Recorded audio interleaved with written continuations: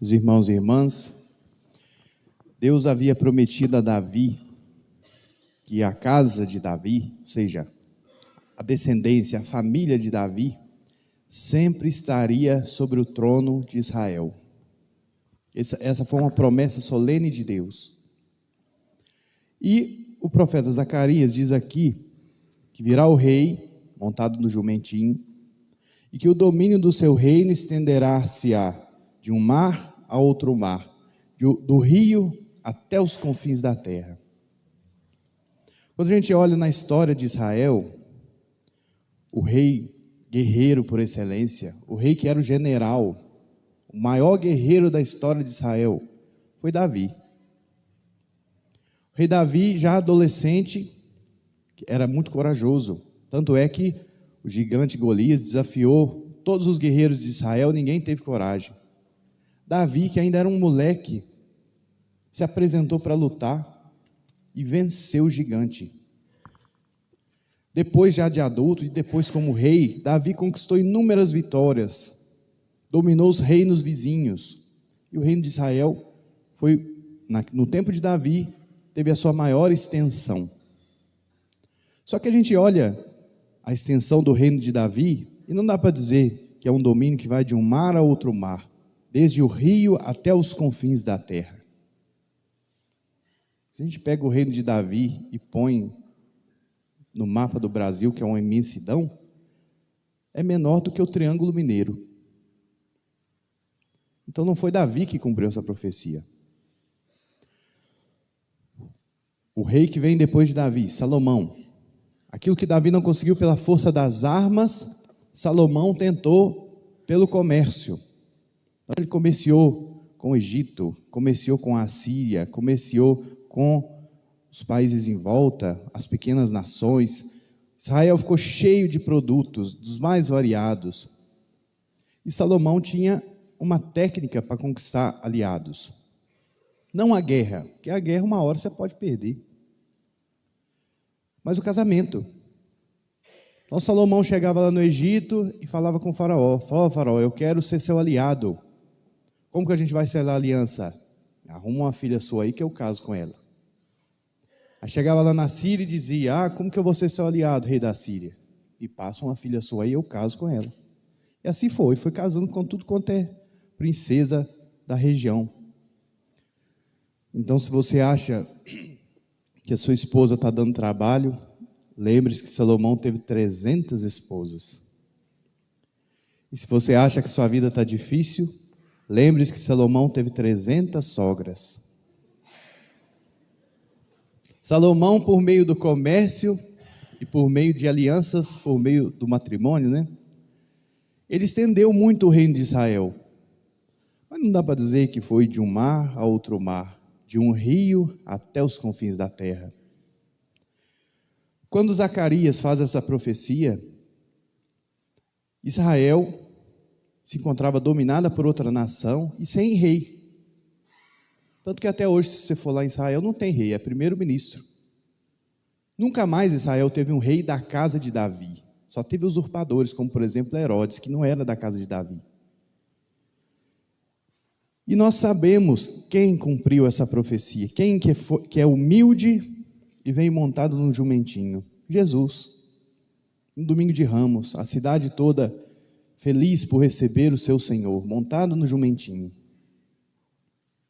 Jesus, sem a violência, com a mansidão, sem a força do comércio e do dinheiro, mas com a humildade, ele conseguiu que nenhum rei nunca tinha conseguido.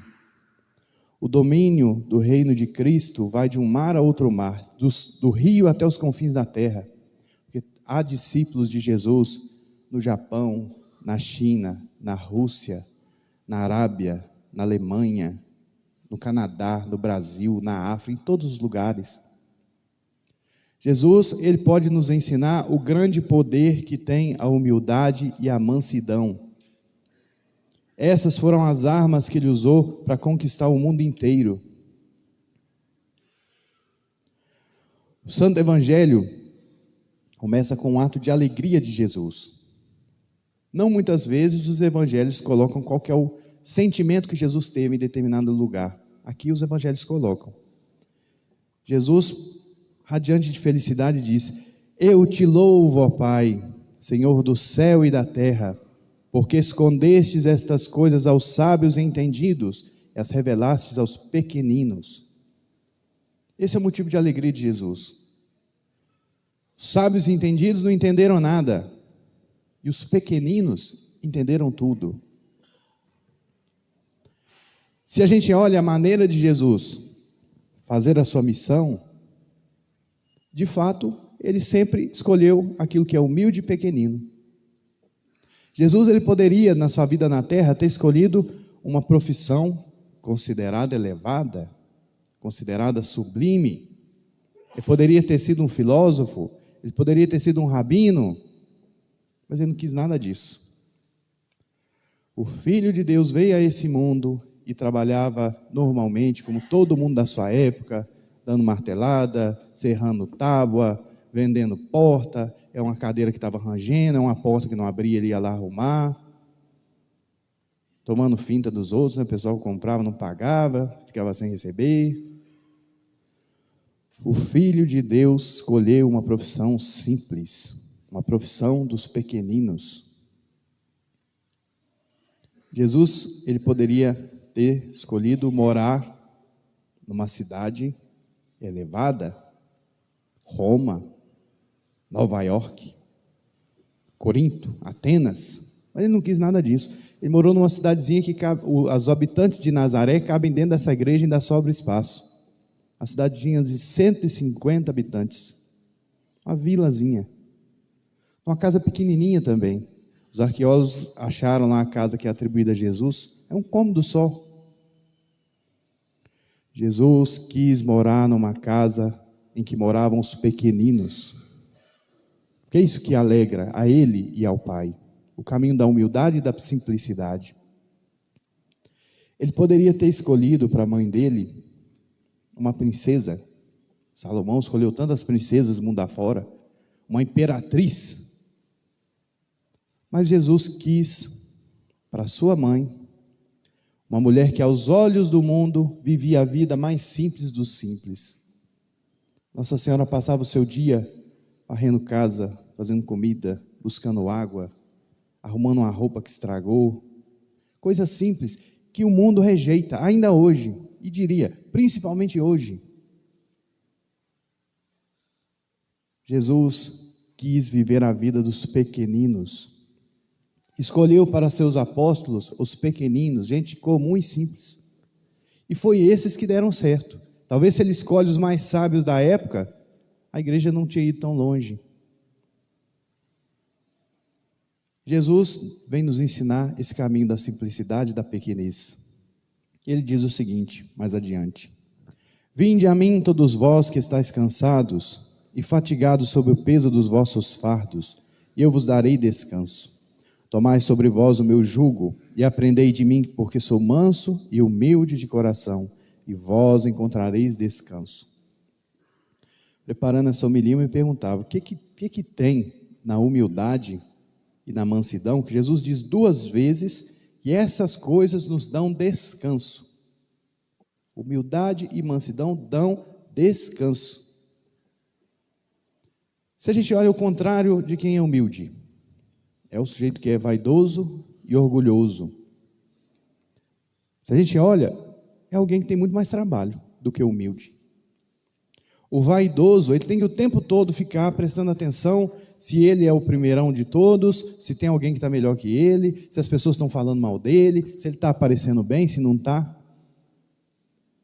O orgulhoso, ele não aceita a ajuda de ninguém, ele tem que fazer tudo sozinho, ele tem que ser o tal. Não pode aceitar a ofensa de ninguém, porque ofender o grande ele é uma coisa horrível. Uma pessoa assim se cansa desnecessariamente. Ao passo que o humilde não. O humilde não tem problema nenhum em ir pedir ajuda, se ele está precisando.